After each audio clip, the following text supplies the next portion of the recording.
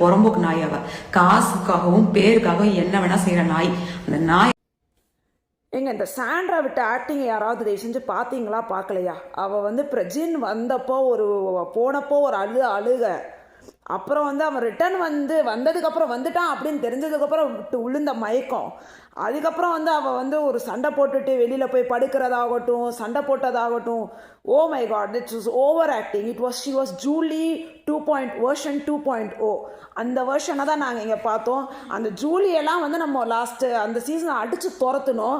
இந்த சீசனில் அந்த மாதிரி ஒரு ஜூலி வெர்ஷன் 2.0 தலையில் தூக்கி வச்சு உட்காந்துட்டு நம்மளை அவளை அப்ரிஷியேட் பண்ணி எங்கள் பார்வதியும் கம்ருதீன் அனுப்பிச்சது கூட எனக்கு வருத்தமாக இல்லைங்க. ஆனால் அந்த சாண்ட்ராவை தயவு செஞ்சு தலையில் தூக்கி வச்சு ஆடாதீங்க, கடுப்பாகுதுங்க. அந்த முகரக்கட்டையை பார்த்தாலே அப்படின்னு ஆகுது. தயவு செஞ்சு சாண்ட்ராக்கு சப்போர்ட் பண்ணாதீங்க.